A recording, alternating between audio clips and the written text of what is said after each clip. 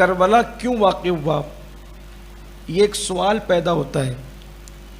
اور میں اس کو آج اس لیے رکھ دینا چاہتا ہوں کیونکہ محفل مسجد میں ہے اور بہت سنجیدہ گفتگو ہم عام طور پہ میدان میں نہیں کر پاتے، تو میں آپ سب کی توجہ چاہتا ہوں، تھوڑا دھیان دیں گے تو آپ کو پتہ چلے گا کہ کربلا واقع ہونے کی وجہ کیا ہے۔ اس لیے کہ ایک ذہن میں پڑھے لکھے لوگ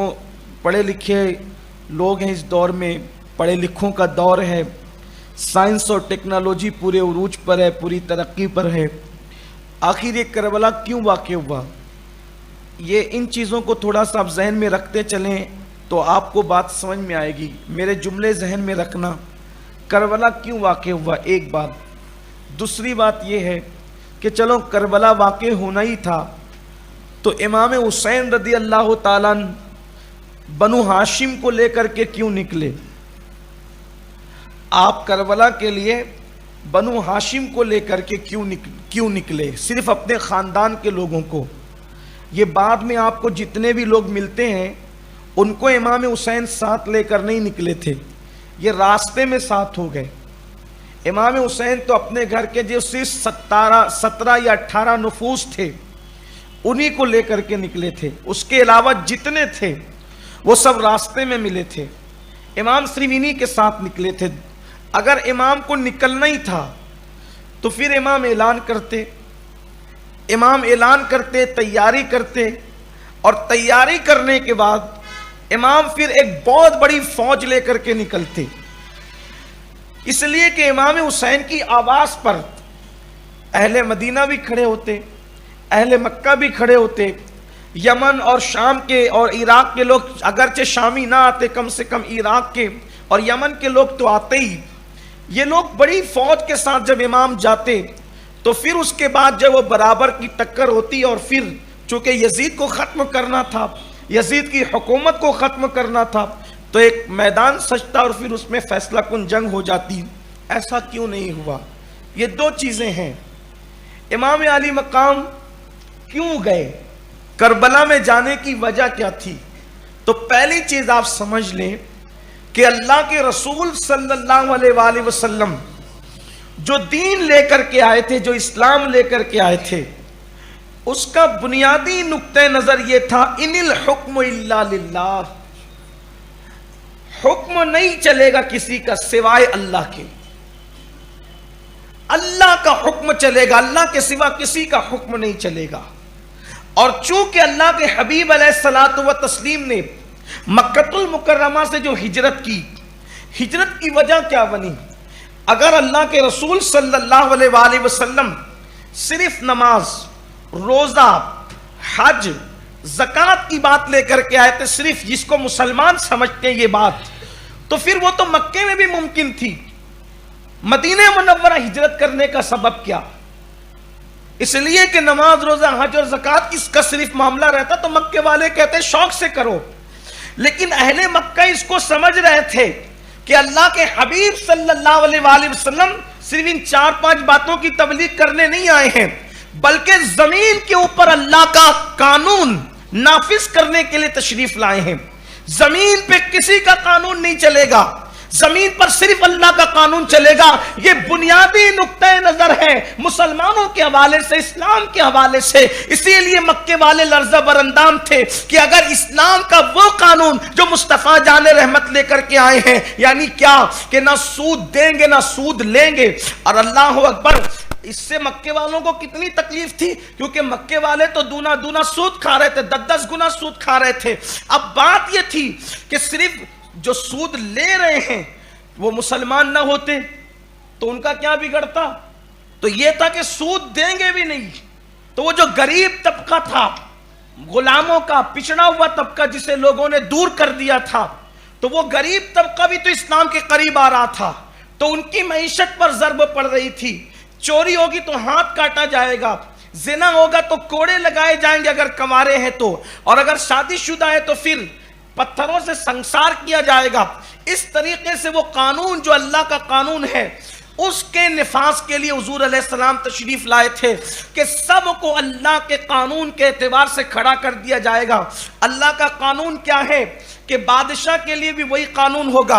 اور فقیر کے لیے بھی وہی قانون ہوگا، سیٹ کے لیے بھی وہی قانون ہوگا، مزدور کے لیے بھی وہی قانون ہوگا۔ کیسا قانون ہوگا ذرا سوچئے، اور اسلام کا کیسا قانون ہے۔ غسان کا بادشاہ طواف کر رہا ہے خانہ کعبہ کا، اور طواف کرتے ہوئے اس کی چادر پر کسی غلام کا، حبشی غلام کا پیر پڑ جاتا ہے، تو پھر کیا ہوتا ہے؟ وہ غصے میں آ کر کے ایک حبشی غلام کو تماچا مارتا ہے، اور جب تماچا مارتا ہے تو وہ مقدمہ خلیفہ راشد فاروق اعظم کی بارگاہ میں آتا ہے۔ فاروق اعظم کی بارگاہ میں جب مقدمہ آیا تو غسان کے بادشاہ سے مخاطب ہو کر فاروق اعظم نے فرمایا اور اس غلام سے کہ تجھے تماچا مارا گیا ہے، تو بھی مجمع عام میں اس بادشاہ کو تماچا مارے گا؟ تو بادشاہ نے کہا میں بادشاہ ہوں، کہا یہ اسلام ہے۔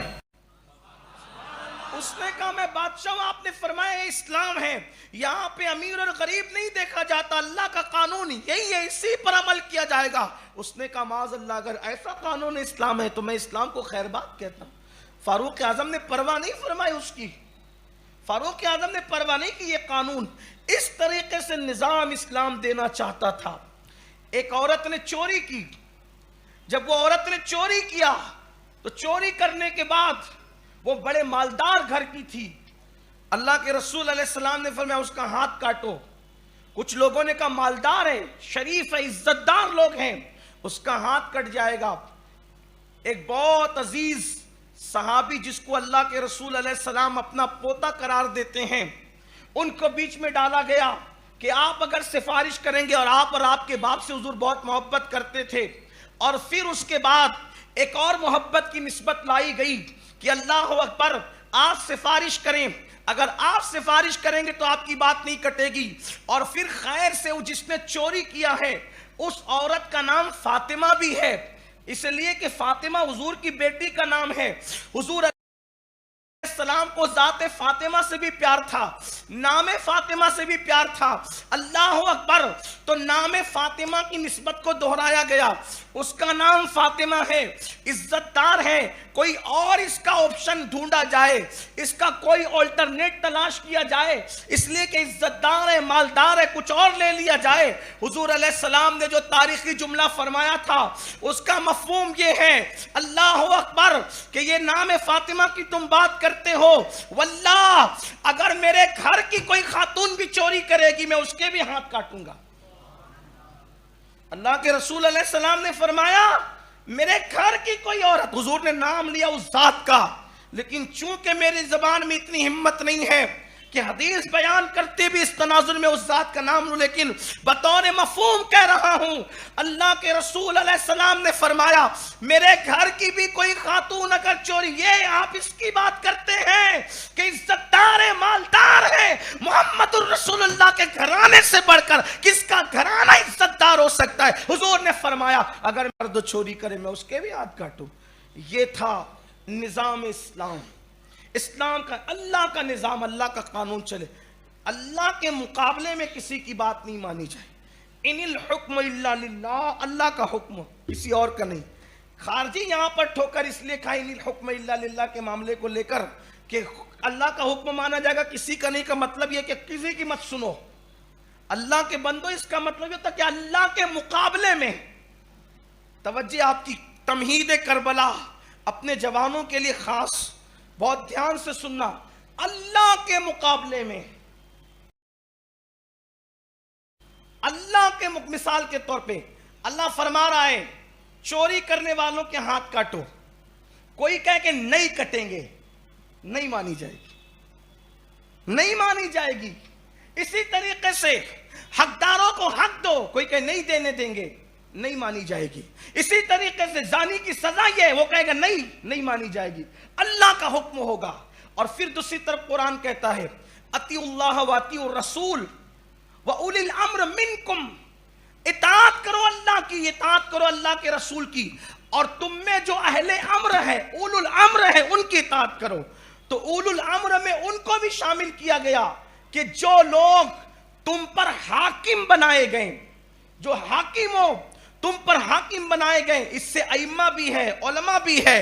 اور اس میں وہ لوگ بھی ہیں جو حاکم ہے تم پر، ان کا امر اہل امر کا حکم ان الحکم الا للہ سے جو بات خارجی اخذ کرتے تھے، قرآن کی یہ آیت اس کا کاٹ کر رہی ہے۔ مطلب یہ ہے کہ اللہ کے بعد رسول کا حکم بھی گویا اللہ ہی کا حکم ہے، اور اہل امر کا حکم ماننا بھی جو قرآن و سنت کی روشنی میں حکم دے وہ بھی گویا کہ اللہ ہی کا حکم ہے۔ اب یہاں پر امام علی مقام علی جدی علیہ السلام سے جب بیعت کا مطالبہ کیا گیا کہ آپ بیعت کریں،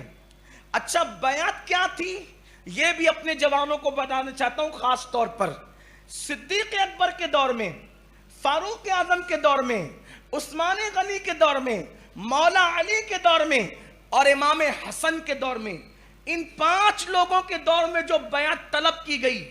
اس کا بنیادی نقطہ یہ تھا کہ ہمارے ہاتھ میں بیعت کرو کہ تم قرآن و سنت پر عمل کرو گے۔ اس پر توجہ آپ کی رہنی چاہیے تمہید کربلا میں، کیونکہ کچھ لوگوں کے پیٹ میں مروڑ ہے، یہ کربلا کیوں ہے، کیوں ہوا یہ کربلا، آخر اتنی چھوٹی سی بات تھی، بیعت تو مانگ رہا تھا، بیعت کر لیتے تو کیا جاتا، جان بچتی، خاندان بچتا، صرف جان اور خاندان نہیں بچتا بلکہ اللہ اکبر اتنی دولت کی ریل پیل ہوتی کہ حسین سے سنبھالا نہ جاتا۔ لیکن بات کیا ہے ذرا وہ تو سمجھو تمہید کے طور پر، ہم امام حسین کو بزدل نہیں سمجھتے، مظلوم نہیں سمجھتے، اس لیے یعنی کہ وہ مظلوم بے بس نہیں سمجھتے، یہ کام تو بزدلوں کا ہے بھی نہیں جو امام حسین نے کر دکھایا ہے، یہ کام کوئی بزدل کر بھی نہیں سکتا۔ اللہ اکبر، میرے آقا صلی اللہ علیہ وسلم کے دیوانوں، بیعت کیوں طلب کی جا رہی تھی اور کس بات پر؟ یہ جو 5 خلفاء کے میں نے نام لیے، صدیق اکبر، فاروق اعظم، عثمان غنی، مولا علی، امام حسن، جن کی خلافت راشدہ ہے، ان کی بیعت ہوتی تھی قرآن و سنت پر کہ ہم قرآن و سنت پر عمل کریں گے، قرآن و سنت کے مطابق زندگی گزاریں گے اور اسی پر ہم آپ کی بیعت کرتے ہیں۔ لیکن یزید کی جو بیعت ہو رہی تھی، آپ تاریخ اٹھا کر کے دیکھیں، ابن جریر طبری لکھتے ہیں، یہ اسلام کے بڑے عظیم مورخ اور کائنات انسانی میں اسلام کے حوالے سے سب سے پہلے تفسیر اپنے ہاتھوں سے لکھنے والی شخصیت علامہ ابن جریر طبری رحمت اللہ تعالی علیہ، سب سے پہلے آپ نے تفسیر لکھی تفسیر طبری کے حوالے سے۔ ان سے پہلے کتابی شکل میں تفسیر اس طرح سے لوگوں کے سامنے نہیں تھی جس طرح سے آپ نے پیش فرمائی، تو یہ مفسر بھی ہیں، یہ مورخ بھی ہیں، یہ محدث بھی ہیں، اس لیے ان کا حوالہ زیادہ معتبر ہے۔ ابن جریر طبری کہتے ہیں کہ جب یزید نے بیعت طلب کی تو یزید نے بیعت طلب کی تو ایک صاحب نے کہا کہ ٹھیک ہے میں بیعت تو کروں گا،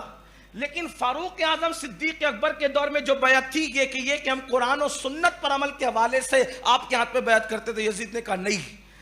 قرآن و سنت پر بیعت نہیں ہوگی، بیعت اس بات پر ہوگی کہ ہم اپنی جان اور مال کو آپ کے سپرد کرتے ہیں، آپ جس طرف لے جاؤ گے ہم اس طرف جانے کے لیے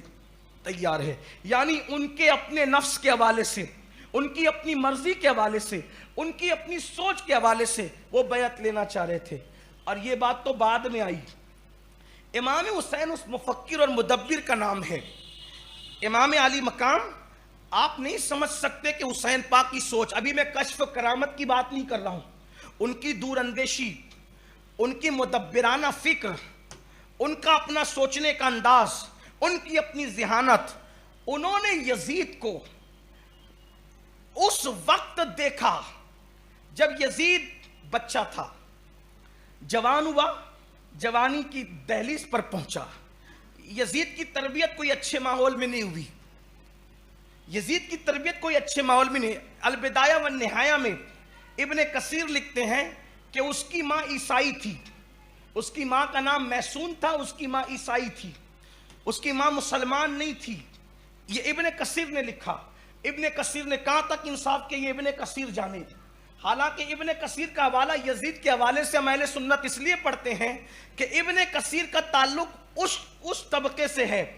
جو طبقہ عام طور پر یزید پر جو وہ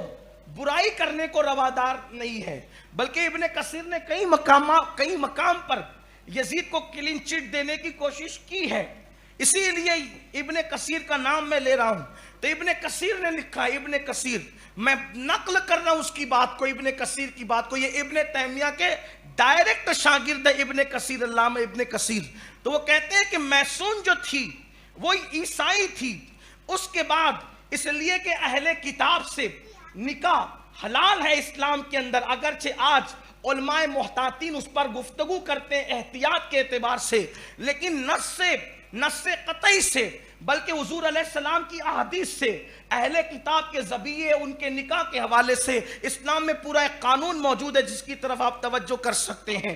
تو میسون کے ساتھ وہ عیسائی تھی، حضرت امیر معاویہ نے نکاح فرمایا، لیکن میسون تھی بڑی حسین، بڑی خوبصورت، حتیٰ کہ اس کے لیے ایک مکان، ایک محل الگ سے تیار کیا گیا۔ ابھی یزید ماں کے پیٹ میں تھا، دو روایتیں ملتی ہے، ابھی وہ ماں کے پیٹ میں تھا یا پیدا ہو چکا تھا۔ حضرت امیر معاویہ سے میسون کی نہیں بنی اور اس نے طلاق کا مطالبہ کیا، بلکہ اس نے حضرت امیر معاویہ کی شان میں گالیاں بھی دی، جو وہ جملے میں نقل نہیں کر سکتا، وہ بھی تاریخ کے اندر موجود ہیں۔ تو اس نے کچھ گالیاں بھی نکالی۔ جب آپ کو خبر ہوئی تو آپ نے میسون کو طلاق دے دیا۔ اب جب طلاق دیا میسون کو، تو چاہے یزید بچہ ہو، چاہے یزید ماں کے پیٹ میں ہو، تو یہ میسون پلٹ کر گئی کہاں؟ اپنے اسی خاندان میں جو عیسائی لوگ تھے، اور اسی ماحول کے اندر یزید پیدا ہوا، اور اسی ماحول میں یزید پلا بڑھا، اسی ماحول کے اندر یزید پلا بڑھا، اور بعد میں جب وہ جوانی کی دہلیز پہ قدم رکھا، یعنی کہ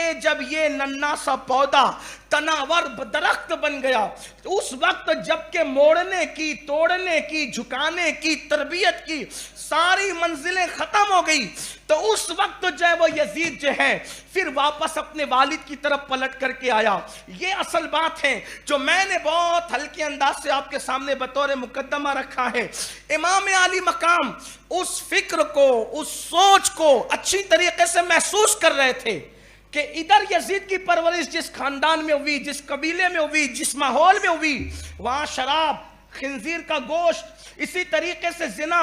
آوارگی، بدکاری اور راہب اور پوپیوں اور پاپیوں کا جو ماحول تھا، اس کی بچپنے کی جو ذہنیت تھی امام علی مقام اچھی طرح سمجھ رہے تھے۔ حتیٰ کہ جب اس نے سفر حج کیا تو حج کے سفر میں بھی اس نے مدینہ منورہ آ کر کے شراب پی، یہ بھی آپ تاریخ میں اٹھا کر کے پڑھ سکتے ہیں۔ اب مزید اس کی طرف نہ جاتے ہوئے، امام علی مقام اللہ جدی علیہ السلام کا ذہن، سوچ اور فکر وہاں تک پہنچی، بلکہ آج 1300 سال بیتنے کے بعد بھی یزید کے متعلق حقائق کے معاملے میں جو آج تک نہیں پہنچ سکے ہیں، امام علی مقام وہاں تک پہنچ چکے تھے۔ غسیل الملائکہ حضرت سیدنا ابن حنظلہ رضی اللہ تعالیٰ عنہ فرماتے ہیں، امام حسین کی شہادت کے بعد ہمیں احساس ہوا کہ اگر ہم یزید کے خلاف نہیں کھڑے ہوئے تو آسمان سے ہم پہ پتھر برس جائیں گے، آسمان سے ہم پر آگ برس جائے گی۔ یعنی جن لوگوں کو احساس یزید کے حالات اور اس کی گندگی کا 3 سال کے بعد ہوا، امام علی مقام نے اس خطرے کو اس سے پہلے محسوس کر لیا تھا۔ اس کی وجہ یہ تھی، حسین کوئی معمولی آدمی نہیں تھے۔ حسین کون تھے؟ جس کا وجود بنا تھا خون رسول سے۔ حسین بنے تھے خون رسول سے، خون خیر الرسول سے ہے جن کا خمیر، اور وہ خون مصطفیٰ جان رحمت کا خون۔ آپ کہیں گے وہ تو علی کے خون سے تھے، ہم کہتے ہیں یہی تو بات سمجھنے کی ہے کہ خون علی اور خون نبی دونوں الگ الگ نہیں تھا۔ نبی کا خون اور علی کا خون دونوں الگ الگ نہیں تھا، اس لیے کہ مطلع القمرین میں امام اہل سنت حدیث لائے ہیں کہ میرے آقا نے فرمایا سب لوگ الگ الگ درخت کی الگ الگ ٹہنیوں کا نام ہے، میں اور علی ایک درخت کی 2 شاخوں کا نام ہے۔